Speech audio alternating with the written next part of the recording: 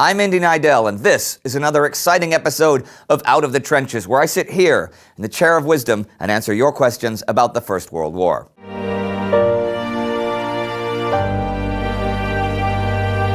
Tyler Peters writes, I'm not certain if this is the proper place for questions. This is, Tyler, the proper place for questions.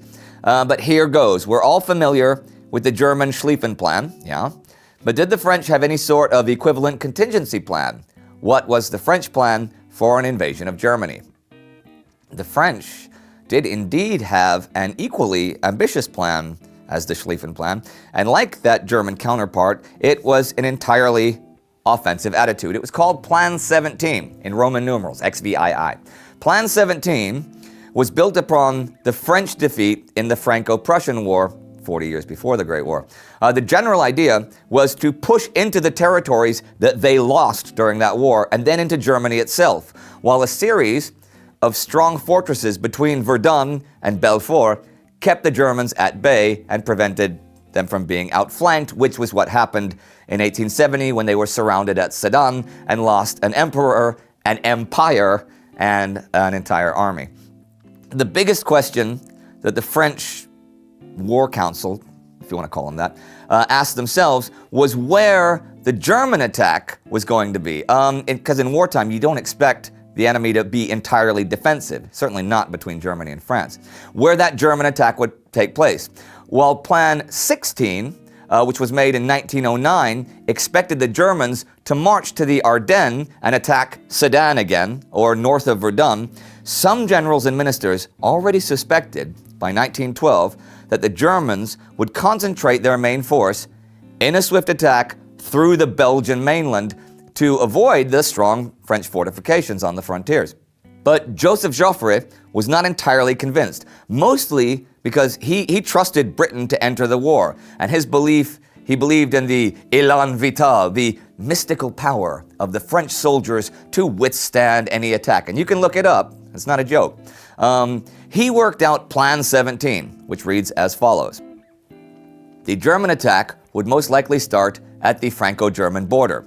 Therefore, two strong contingents should be stationed near Metz and north of Verdun, while the other offensives would take place in the Vosges and into Alsace-Lorraine. The first part would later be known as the Battles of the Frontiers. While the closest the French came towards the German border in 1914 was indeed in Alsace, where the battles for Hartmannsweiler Kopf would take place throughout the war. From Patreon, Foster Hart writes, Good day, Indian crew. Good day, Foster. Did the monarchs of the warring nations have any direct contact between themselves, since many were related? Cheers, Foster. Well, before the war, they used to meet at birthdays or their children's baptisms. Kaiser Wilhelm, King George V, and Tsar Nicholas, they were all cousins. They were all descendants of George II. Now, Wilhelm wasn't especially popular with the British royal family, but he and Nicholas were quite close. And even as the mobilization for the Great War was already in process, they were still writing each other letters, perhaps hoping to stop the war. Willie and Nicky, as they called each other, they would write each other a flurry of telegrams. To try and avoid such a calamity as a European war, I beg you in the name of our old friendship to do what you can to stop your allies from going too far. Nicky. And the Kaiser would answer, Therefore, with regard to the hearty and tender friendship which binds us both from long ago with firm ties, I am exerting my utmost influence to induce the Austrians to deal straightly to arrive at a satisfactory understanding with you. Your very sincere and devoted friend and cousin, Willie. But no matter how deep their friendship was, or how much they may have wanted to avoid the war, it was no longer in their hands. During the war, the correspondence between monarchs was pretty sparse. It was the Foreign Office and, more strongly, the weapons of the armies that talked to each other. Matthew from Patreon writes, Keep up the great work. Thanks. With the war closing in on 2 years now, how were the two sides able to keep the ranks filled with fresh troops? I can't imagine that the fervor that reigned in the early months survived on the home front once the families of the dead were notified and wounded began returning. You're right. The fervor of August 1914, when young men rallied in droves to their flag and wrote their names down as volunteers, and that mood was long gone by this time. It was easier for France to recruit troops since their homeland was under actual occupation by the Germans, well, part of it. But they had a smaller population than their adversaries, and the German high command knew that very well. But even the militaristic Germany and the giant armies of Austria-Hungary were hard-pressed for men by this time. The times of 1914 and 1915, where offensives were carried out in total disregard for the lives of men, were in many ways long gone, although we'd see that again at the Battle of the Somme. But they had to pretty much plan a lot better where to send divisions. England, the English public, was never really that fond of the war.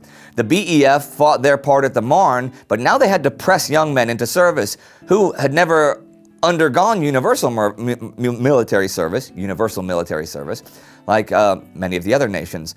And while there were events like the execution of Edith Cavell, and they brought in, of course, droves of volunteers, other events like the Battle of the Somme or Passchendaele had a huge negative impact on recruitment, where many just simply questioned the purpose of the war and the enormous dying.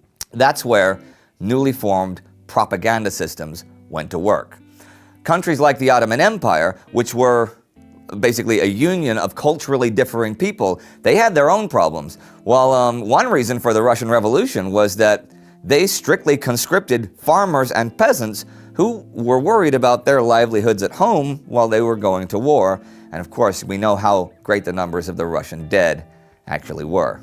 If you'd like to learn more about different nations' propaganda machines, you can click here to see our special about wartime propaganda.